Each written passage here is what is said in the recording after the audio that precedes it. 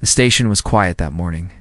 It was always quiet on Outpost 7, located at the edge of human space.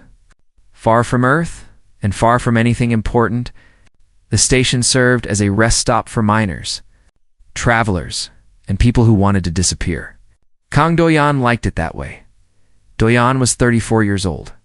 He had rough hands from years of work, short black hair that was always messy, and tired eyes that still managed to look kind. He ran a small repair shop in the lower section of the station. It was not a fancy place. The walls were metal. The floor was metal. Everything smelled like engine oil and instant noodles. But it was his, and he was proud of it. Every month, sent most of his money back to Earth. His younger sister Somi was studying to become a doctor. She was smart, much smarter than him. Doyan had never finished school, but he knew machines. He could listen to an engine and tell you exactly what was wrong with it. That was his gift. On this particular morning, Doyan was eating breakfast alone when the station alarm beeped. Not the emergency alarm, just the notification sound. A ship was approaching. He walked to the observation window and looked outside. What he saw made him stop chewing. The ship was beautiful. It did not look like any human vessel he had ever seen. It was smooth and curved, like it had been grown rather than built. The hull was pale, almost white, with silver lines running across its surface like veins. It moved slowly, and Doyan could see that something was wrong. The engines were flickering. Sparks flew from one side. Other mechanics on the station gathered at the windows. Doyan heard them talking. "Alien ship," one said. "No way I'm touching that. Could be dangerous," another added. "Remember what happened on Station 12? Guy opened an alien vessel, and something ate his arm. Let it drift. Not our problem." Doyan watched the ship struggle toward the docking bay. It was damaged and desperate. Someone was inside, trying to land safely. Someone who needed help. He put down his breakfast and walked toward the docking area. The ship landed badly. It scraped against the platform and came to a rough stop. Steam hissed from cracks in the hull. For a long moment, nothing happened. Then a ramp lowered from the bottom of the vessel, and a figure stepped out. It was a woman. At least she looked like a woman. She was tall and slim, wearing a dark cloak with a hood that covered most of her face. Her skin was unusually pale, almost glowing.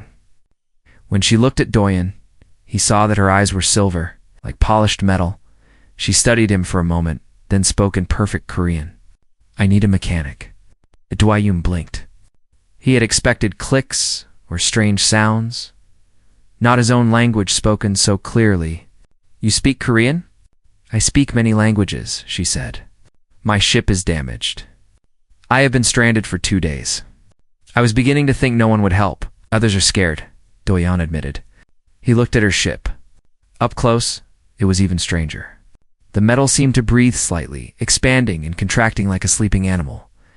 "I've never seen anything like this. Does that mean you will not help either?" Doyan thought about it. He thought about the stories of alien ships and the dangers they could hold. He thought about how the other mechanics had walked away. Then he thought about this woman, alone and stranded for 2 days, asking for help in a language she had learned just to communicate. "I didn't say that," he replied. "I just said I've never seen anything like it. That doesn't mean I can't try." The woman tilted her head slightly, as if surprised. "You would board an unknown alien vessel, without knowing what is inside, without protection? Do you have something dangerous inside?" "No, then I don't need protection." Doyan shrugged. "Besides, a ship is a ship. Engines want to run. I just need to figure out what's stopping yours." He walked past her and up the ramp. After a moment, she followed. The inside of the ship was like nothing Doyan had ever imagined. The walls glowed softly with a pale blue light. The floor was smooth and warm under his boots. Everything seemed organic, like he was walking inside a living creature rather than a machine. He found the engine room at the back. The core was a sphere of crystal and metal, wrapped in something that looked like roots. It was dark and cold. Whatever powered this ship, it had stopped working. "What happened?" He asked. "A solar storm," the woman said from behind him. "We passed too close to a dying star." The radiation damaged the primary systems. Doyan knelt beside the core and studied it. He did not understand the technology. It was centuries ahead of anything humans had built, but he could see the damage. He could see where connections had burned out, where power had stopped flowing. The path was different, but the problem was familiar. "I think I can fix this," he said slowly. "But I don't have the right parts. I'll need to make some things from scratch. It might take a few days. I can pay." The woman reached into her cloak and produced a small bag. Inside were crystals that glowed with inner light. Even Doyan knew they were valuable. One of them could buy his entire shop. He shook his head. "Let me see if I can actually fix it first. No point talking about money until I know I can help." The woman stared at him. Her silver eyes were impossible to read, but something in her expression changed. That is, not how most people respond to wealth. "I'm not most people." Doyan stood up and wiped his hands on his pants. "I'm just a mechanic. What's your name, by the way? I should know what to call you while I'm working on your ship." There was a pause. A very small pause, so brief that Doyan almost missed it. "Yaren," she said. "You may call me Yaren. Nice to meet you, Yaren." "I'm Dojan." "Kong Doyan." I smiled at her. It was a simple smile, warm and genuine. "Don't worry. I'll take good care of your ship." He turned back to the engine core, already planning what he would need to do. He did not see the way Yaren looked at him, her silver eyes narrow with thought.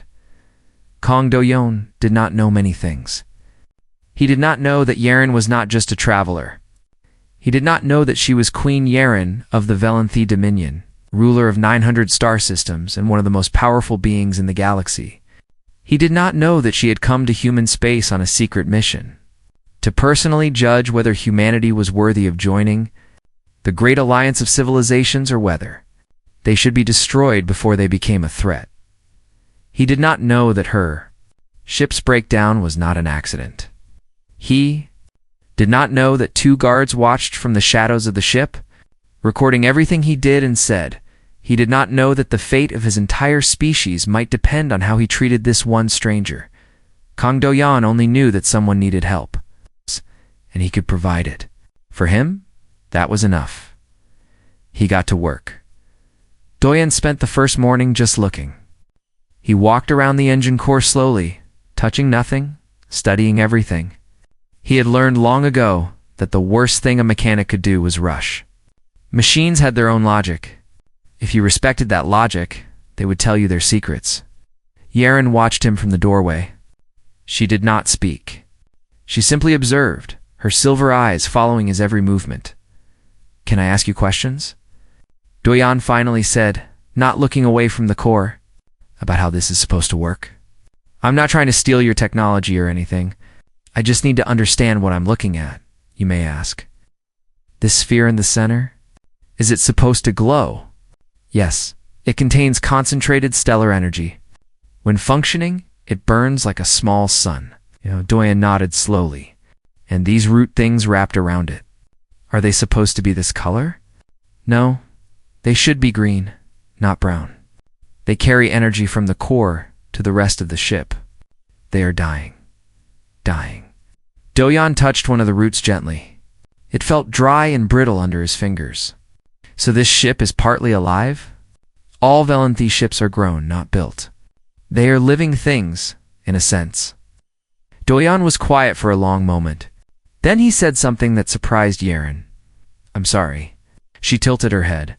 "For what?" "For your ship. It must be hard watching something you care about suffer." He looked at her with genuine sympathy. "I'll do my best to help it heal." In the shadows near the back of the engine room, a figure stood perfectly still. His name was Hansel, and he was captain of the Queen's personal guard. He was disguised as a simple porter, carrying bags and staying silent. But in truth, he was one of the deadliest warriors in the Valanthi Dominion, and he was watching this human very carefully. He sent a silent message to his partner. Hidden elsewhere on the ship, the human shows empathy for an alien vessel. "Interesting," the response came back. "Continue observation. Note everything." Over the next few hours, Doyan asked many questions. He admitted openly when he did not understand something. He never pretended to know more than he did. In Valanthi culture, admitting ignorance was considered shameful. A leader who said "I don't know" would lose respect instantly. But Doyan said it easily, naturally, as if it was simply the first step to learning. "I don't understand how this crystal focuses energy," he would say. "Can you explain it differently?" Or, "I've never seen this kind of connection before. What happens if I touch it?" Yaren answered his questions, and with each answer, she found herself more curious about this strange human. He was not afraid of looking foolish. He was not afraid of her. He simply wanted to learn so he could help. By afternoon, Doyan had formed a plan. "I think I know what to do," he said. "The problem is, I don't have the right parts. Your technology is way beyond anything I have in my shop. But I think I can make adapters. I can create bridges between your ship's systems and some human components. It won't be pretty, but it might work." "You want to combine human technology with Valanthi biomechanics?" "Yes, that has never been done before." Doyan smiled slightly. First time for everything. He left the ship and returned to his workshop. For hours, he worked with metal and wire and tools that seemed primitive compared to the elegant vessel he was trying to repair. He cut, shaped, welded, and tested. He failed many times. Each failure taught him something new. Yaren came to watch him work. She stood in the doorway of his small shop, studying the chaos of tools and parts that surrounded him. "Your workspace is very cluttered." "I know where everything is," Doyan said without looking up. "It's organized in my head." "How long have you been a mechanic?" "Since I was 16. I dropped out of school to work. My father died and someone had to earn money." He held up a piece of metal and examined it in the light. "My sister was only 10. Smart kid. I wanted her to have a chance to finish school, maybe go to university. So I worked. You sacrificed your education for her." "I don't see it that way. She's going to be a doctor someday. She's going to help people. That's worth more than anything I could have done with a degree." Yaren was silent for a moment. Then she asked, "What about what you wanted?" Doyan finally looked at her. His expression was calm, at peace. "I wanted her to be happy. I got what I wanted." Late in the afternoon, Doyan realized that Yaren had not eaten anything since arriving at the station. He stopped his work and opened a small cabinet. Inside was his personal food supply: instant noodles, dried fish, some vegetables that were slightly past their best days. "Da. Are you hungry?" he asked. "I don't have much, but you're welcome to share." Yaren hesitated. Valanthi royalty did not eat common food. They had specially prepared meals designed to maintain their health and enhance their abilities. The idea of eating instant noodles prepared by a stranger in a dirty workshop was almost absurd, but she was curious and hungry. "I will try your food," she said. Doyan prepared the meal quickly. He apologized several times for how simple it was, how it was nothing special, how he wished he had something better to offer. When he handed her the bowl, his hands were still stained with grease from his work. Yaren tasted the noodles. They were salty and soft. The broth was warm. It was, objectively, one of the simplest meals she had ever eaten. It was also one of the kindest this human had given her his food without being asked, without expecting payment, without knowing who she was. He had simply seen that she might be hungry and offered to share what little he had. "It's good," she said quietly. Doyan's face lit up with a genuine smile. "Really? I'm glad. I was worried you might not like human food." They ate together in comfortable silence. When they finished, Doyan washed the bowls himself, refusing her offer to help. That night, Yaren returned to her ship. Hansal was waiting for her. "Your Majesty," he said, dropping his disguise now that they were alone. "I have been observing the human. He is unusual." "How so?" "He shows no fear, no greed, no hidden agenda. He simply wants to help. I have never encountered a species like this." Yaren looked out at the station, at the small workshop where Doyan was probably still working. "The council wants a decision. They want to know if humanity should be welcomed or destroyed." "And what will you tell them?" Yaren did not answer immediately. She thought about the man who had admitted his ignorance without shame, who had sacrificed his future for his sister without resentment, who had shared his food without expectation. "I will tell them," she said slowly, "that I need more time." She sent a coded message to her flagship, "Delay the council. I am not finished here." Somewhere in the galaxy, ancient beings debated the fate of humanity. They looked at charts and histories and probability calculations. They discussed humanity's wars, their aggression, their potential for danger. None of them knew about a mechanic named Kang Do-yeon, eating instant noodles with a queen he did not recognize, trying to fix a ship he did not understand simply because someone needed help. But Yaren knew, and for now, that was enough to make her wait. 3 days passed. Do-yeon worked from morning until night. His eyes became red from lack of sleep. His hands grew rough with new cuts and burns, but slowly, piece by piece, he made progress. The adapters he built were ugly. They looked like metal scars on the elegant Valenthea technology. But they worked. Power began to flow again through damaged pathways. The brown roots slowly turned green at the edges. The ship was healing, but on the 4th day, Do-yeon hit a wall. "The core needs a specific energy frequency to restart," he explained to Yaren. He was sitting on the floor of the engine room, surrounded by tools and failed experiments. "Your ship runs on stellar energy like a sun. Human technology doesn't produce anything close to that, and it cannot be fixed." "I didn't say that." Do-yeon rubbed his tired eyes. "I just need to think." He thought about every piece of equipment on the station. Power generators, mining lasers, communication arrays. Nothing was right. Nothing could produce the specific frequency the core needed. Then he remembered the old medical scanner. It was sitting in the junk pile on the lower level. A decommissioned medical imaging device from a hospital ship that had passed through years ago. Do-yeon had saved it because the technology was good, and he thought he might use it someday. He had never found a buyer, but he knew it was valuable. He could sell it for 6 months of income, maybe more. The scanner generated concentrated energy waves for imaging. If he modified it correctly, if he rewired its output and changed its frequency, it might produce something close to what the Valanthi core needed. But he would have to destroy it completely. Once he took it apart for this purpose, it could never be put back together. He did not hesitate. Yaren found him an hour later, carefully dismantling the scanner on his workbench. "What is that?" "Medical equipment. It might save your ship. It looks expensive." "It is." "Oh." Do-yeon did not look up. His hands moved with practiced precision, disconnecting wires and removing components. "You would destroy something valuable for a stranger's ship." Do-yeon paused then. He looked at Yaren with an expression she did not fully understand. "You're stuck here," he said simply. "You've been stuck for days now. You have somewhere you need to be, I'm sure. People waiting for you." He returned to his work. "That's more important than money I don't have yet." Yaren stood in silence for a long moment. Then she quietly left him to his work. In her ship, she found Hansel waiting. "Your Majesty, I must voice my concern. Speak. Human is impressive, yes. But one individual cannot represent an entire species. Humanity has a history of violence, war, and destruction. Their own planet nearly died because of their greed. We cannot judge them based on one mechanic." Yaren considered his words. They were logical. They were exactly what the Galactic Council would say.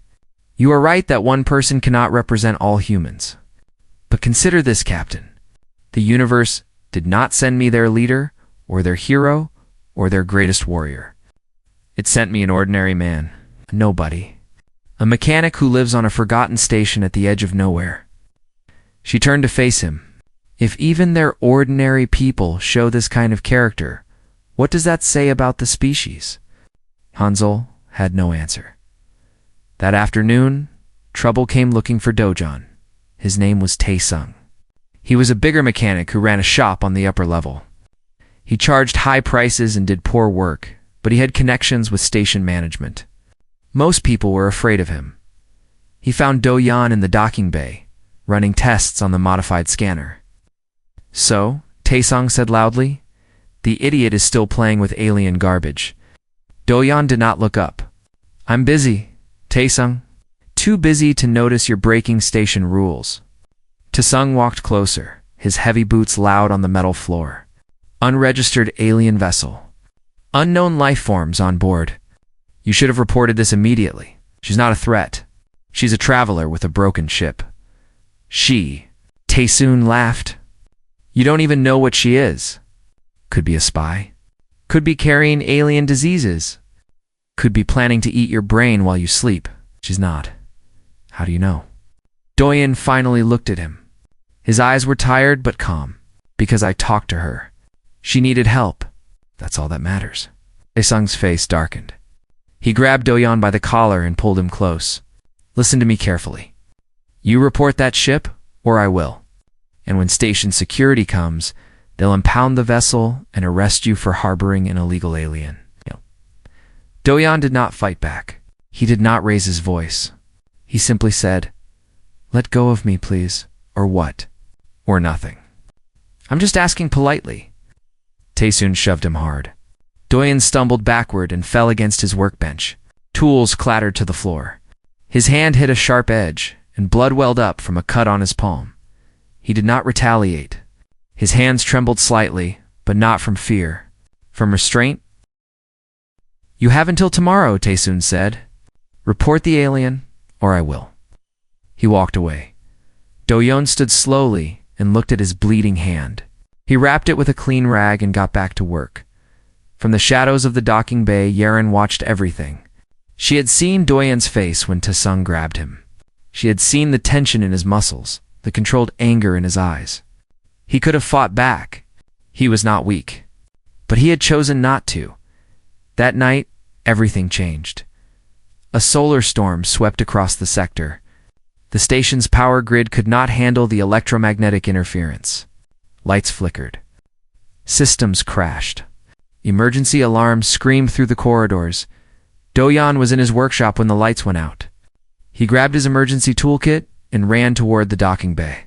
His first thought was Yeren's ship. The damaged core was vulnerable.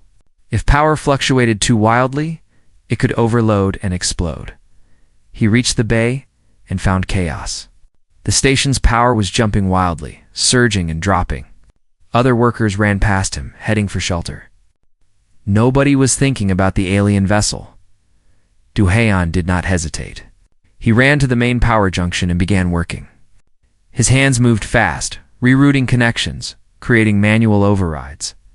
The conduits were overheating. He could feel the metal burning through his gloves. Pain shot through his hands. But he did not stop. If he could stabilize the power feed to the docking bay, he could protect the ship. He could protect Yeren. Minutes passed. It felt like hours. Finally, the power stabilized. The emergency lights came on steady. The immediate danger passed. Do-yeon slumped against the wall, breathing hard. His hands were burned badly. Red welts covered his palms and fingers. He had a small medkit in his pocket. He began treating his wounds with shaking fingers. Yeren found him there. You are hurt, she said. It's fine. Burns look worse than they are. He winced as he applied burn cream. Is your ship okay? My ship is fine. Because of you. She knelt beside him and took his hands gently. Her touch was cool and soothing.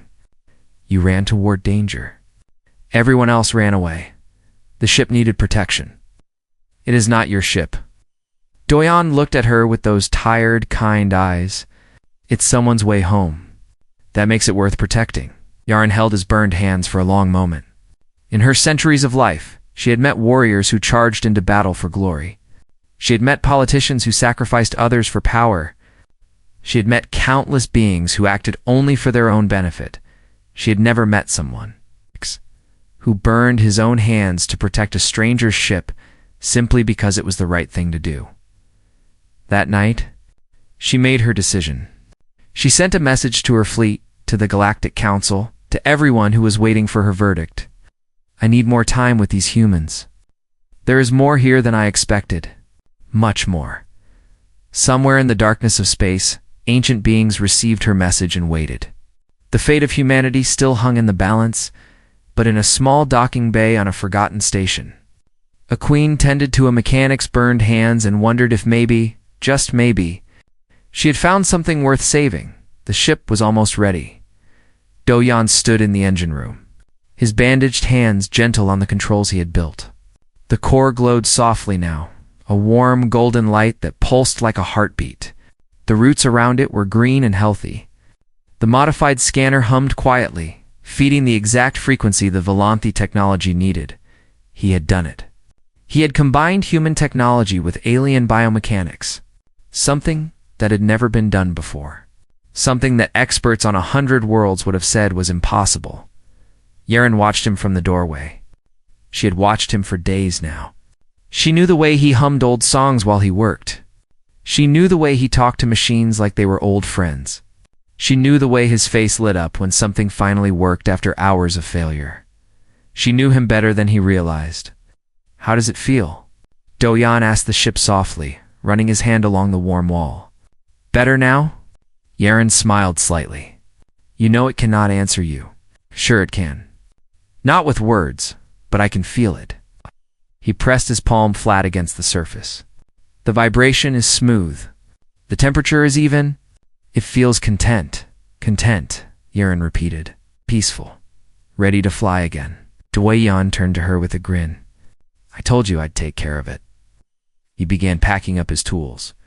His movements were slow and careful because of his healing hands, but his spirit was light.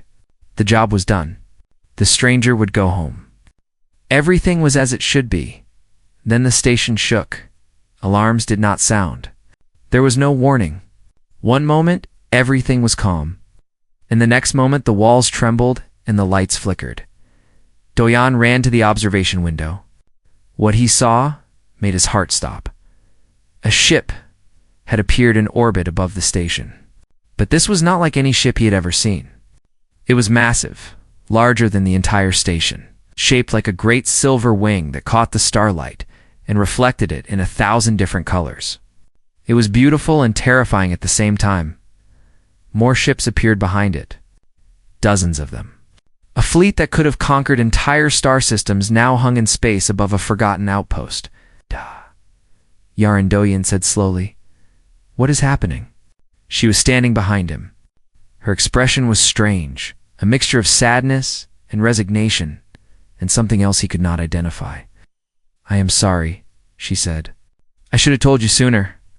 She reached up and pulled back her hood completely. Then she removed her plain cloak, and underneath she wore armor that glowed with the same silver light as her eyes. Symbols were engraved across her chest plate, elegant designs that seemed to move and shift. She looked the same. She was still pale, still beautiful, still had those impossible silver eyes. But now she looked like what she truly was, a queen. "My name is Yaren," she said, "but I am not simply a traveler. I am Queen Yaren of the Volanthi Dominion, ruler of 900 star systems, commander of the fleet you see before you." Do-Yan stared at her. His brain was trying to process what he was seeing and hearing, trying to make sense of the impossible. "I came to human space in secret," Yaren continued. "The Galactic Council has debated your species for decades. You expand too fast. You fight too often. Many powerful civilizations believe you are a threat that must be contained or destroyed before you grow too strong." "Destroyed," Do-Yan repeated numbly. "I argued against immediate action. I said we should see humans for ourselves before we judged them. So I disabled my own ship and came here to the most remote and forgotten corner of your territory, to see how an ordinary human would treat a vulnerable stranger." The truth hit Do-Yan like a physical blow. "You were testing me. I was testing humanity. Through you?" He was quiet for a long moment. The fleet hung in space outside, weapons that could glass entire planets. And he was just a mechanic with bandaged hands and grease under his fingernails. So he finally said, "Did we pass?" Yaren looked at him with those silver eyes, and her expression softened. "You worked for days to fix a ship you did not understand. You gave up valuable equipment without hesitation. You shared your food with a stranger. You burned your own hands protecting something that was not yours. You faced a bully without violence, a storm without fear, and an impossible task without giving up." She stepped closer to him. Kang Do-yun, you did not know you were being judged. You did not know anything was at stake. You were simply being yourself. I just did what anyone would do. Oh, you did what you believed anyone should do. That is very different. Yaren smiled, and it was the first real smile he had seen from her. Most beings in this galaxy do not help strangers. They do not sacrifice for people they will never see again. They do not believe that kindness is worth more than profit. But humans do. Do-yun asked skeptically. We've done terrible things. Wars, pollution, genocide. Our history is full of horror. Yes, and also full of people who stood against that horror.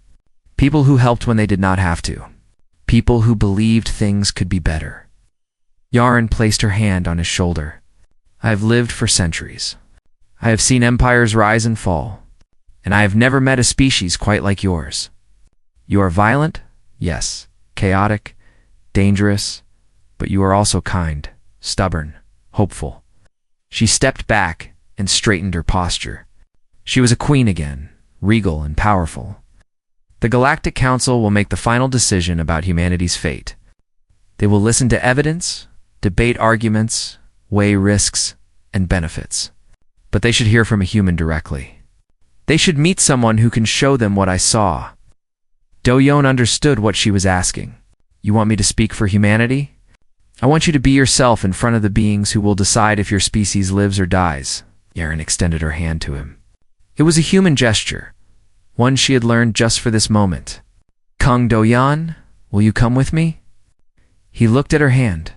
He thought about his small shop, his simple life, his instant noodles, and his rusted tools.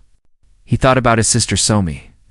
Studying to be a doctor on Earth, he thought about all the humans who had no idea their existence was being debated by ancient powers, he thought. About how completely unqualified he was for something this important. Then he thought about what Yaren had said. She did not want someone qualified. She wanted someone real. Someone who would simply be himself. He took her hand. Okay, he said. But I'm not changing my clothes, Yaren laughed. It was a bright, surprised sound, and her guards standing nearby exchanged confused glances. They had served their queen for decades. They had never heard her laugh like that. You may wear whatever you wish, she said. Good, because this is my lucky jumpsuit. Fixed a lot of ships in this thing. He looked down at the grease stains and burn marks. Besides, if they're judging humanity, they should see what a real human looks like. Yaren squeezed his hand gently. They will see exactly that. Outside, the fleet waited. Somewhere beyond the stars, the Galactic Council prepared for a verdict that would shape the future of billions. Ancient beings who had existed since before humans discovered fire would soon look upon a mechanic from a forgotten station and decide if his kind deserved to live. Do-yun took a deep breath. All right, he said. Let's go save humanity, I guess. And together, the Queen and the mechanic walked toward a future neither of them could predict. The council chamber was larger than anything Do-yun had ever imagined. It stretched in every direction, a vast dome that seemed to hold entire galaxies within its curved ceiling. Stars drifted overhead like slow-moving fireflies. Platforms floated at different levels, each one holding representatives from a different species. Some looked almost human.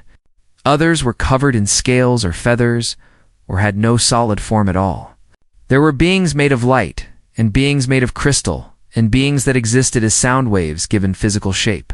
Hundreds of species, thousands of representatives, all of them looking at one human in a stained jumpsuit. Do-yun had never felt so small in his life. Queen. Yaren stood beside him on the central platform, her voice carried across the chamber without effort, reaching every ear and every mind. Members of the Galactic Council, I present to you Kang Do-yun of Earth.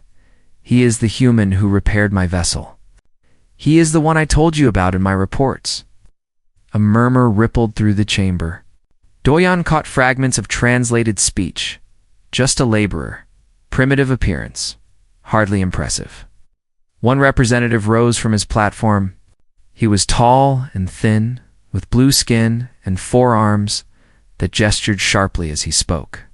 I am Ambassador Mosen of the Dreth Collective. With respect to Queen Yaren, I must object to this presentation. One human proves nothing. Their history speaks for itself. They are a violent species that nearly destroyed their own planet. They have waged countless wars against each other. They fear what they do not understand and attack what they fear. Other voices joined in. A being that looked like Livingstone said, "They expand without permission. They colonize without consideration. They will not stop until they have consumed everything in their path." A creature of shifting shadows added, "Their lifespans are short, which makes them reckless. They do not think in centuries. They think only of themselves." The accusations continued. Doyen listened to every word. Humanity's wars. Humanity's pollution. Humanity's greed and fear and endless capacity for destruction. All true, all painful to hear. Finally, the chamber fell silent. Every eye turned to the small human on the central platform. Yaren leaned close to him. "You may speak now." Doyen's throat was dry. His hands were shaking slightly. He was not a speaker. He was not a diplomat. He was just a mechanic who fixed broken things. But broken things were exactly what he understood. "You're right," he said. His voice was quiet at first, but the chamber's technology carried it everywhere. "Everything you said about humans is true. We've done terrible things. We've hurt each other in ways I can't even describe. We almost killed our own world because we were too greedy to stop." Murmurs of agreement from the council. Ambassador Mosan looked satisfied. "But that's not all we are," Doyen continued. "You talk about our history like it's just a list of mistakes, but you're missing something. You're missing the people who fought against those mistakes. You're missing the ones who tried to make things better." He thought about his mother. She had worked 3 jobs after his father died, coming home exhausted every night, still finding energy to help with homework and tell stories before bed. She had never complained. She had never given up. She had died worn out, but proud, because her children had chances she never did. "My mother worked herself to death so my sister could become a doctor. She never asked for anything. She just gave everything she had." That's a human, too. He thought about his sister Somi. Spending years in school, studying diseases and treatments, wanting nothing more than to heal people she would never meet, and my sister is going to spend her life helping strangers. Not because she'll get rich or famous, because she believes it's right. That's a human too. He thought about the station workers during the solar storm. Sharing supplies and information, working together to survive. When disaster hits, humans run toward each other, not away. We share what we have. We protect people we don't even know. We sit with the dying. We carry the wounded. We bury the dead. That's who we are. His voice grew stronger. The shaking in his hands stopped. We've made terrible mistakes. We've caused so much pain. But here's the thing about humans that maybe you don't understand. We keep trying. Every generation tries to fix what the last one broke. We don't always succeed, but we never stop trying.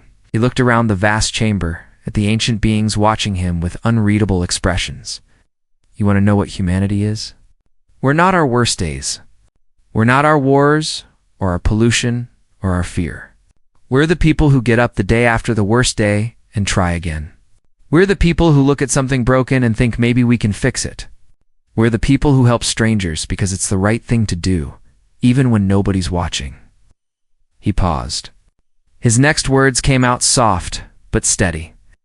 I'm not going to stand here and promise we're perfect. We're not. We're messy and loud, and we make mistakes over and over again. But we're also stubborn and hopeful, and we believe things can get better. Maybe that's not enough for you. Maybe you'll decide we're too dangerous to let live. But if you're going to judge us, at least judge all of us, not just our worst parts. Our best parts, too. Silence filled the chamber. Ambassador Mosen spoke again, but his voice was less certain now. Pretty words. But words change nothing? Then look at actions, Yaren said. She stepped forward, addressing the full council. I watched this man for days without him knowing who I was. He worked until his hands bled. He gave up valuable equipment without hesitation. He burned himself protecting a stranger's ship. He showed kindness without expecting reward. She turned to face the assembled representatives. I have ruled for 300 years. I have met leaders and warriors and the greatest minds of 100 civilizations. This mechanic, this ordinary human, showed me more about the nature of his species than any diplomat or general ever could. Not because he was trying to impress anyone, because he did not know he was being watched. She raised her voice. Character is what you do when no one is watching. And when no one was watching, Kang Do-yoon chose kindness. He chose sacrifice. He chose hope. If that is what ordinary humans are capable of, then I believe this species deserves a chance. The council voted. Do-haeon stood in silence as ancient beings debated his species' future. Representatives argued back and forth. Some demanded destruction. Some called for restrictions. Some spoke in favor of giving humanity a chance. Finally, the voting ended. The results appeared in glowing symbols above the chamber. It was close. So close that Do-yeon's heart nearly stopped. But the decision was made. Humanity was granted. Provisional membership in the Galactic Accord. The chamber erupted. Some species celebrated. Others protested. But the verdict stood. Yaren turned to Do-yeon, a rare warmth in her silver eyes. Congratulations, mechanic. You have saved your people. Do-yeon let out a breath he did not know he was holding. I didn't do anything. I just told the truth. Yes, that is exactly what you did. 3 months later, Do-yeon was back on Outpost 7. He had refused everything they offered him. The wealth. The title. The fancy ship of his own. He asked for only one thing. A scholarship fund for humans who wanted to study alien science and medicine. The Kong. Do-yeon Foundation was established with enough resources to send thousands of students to schools across the galaxy. Somi was among the first to enroll in an interspecies medical program. Now, Do-yeon was back in his shop, covered in grease, listening to engines hum. Word had spread about the mechanic who fixed the Queen's ship. Alien vessels sometimes appeared at the station now, their pilots having heard stories about a human who could fix anything. Do-yeon treated them all the same way. Let me see the damage first. We'll figure out the rest after. One afternoon, a shuttle landed at the station. The ramp lowered, and a young woman stepped out. She had short black hair, bright eyes, and a smile that could light up a room. Somi ran across the docking bay and threw her arms around her. Brother, I heard you saved humanity or something, she said into his shoulder. Do-yeon hugged her back tightly. I just fixed a ship. She pulled back and grinned at him. That's the most you thing I've ever heard. They walked together to his small shop. It was still messy. Still smelled like engine oil and instant noodles. Still had tools scattered everywhere in an order that made sense only to him.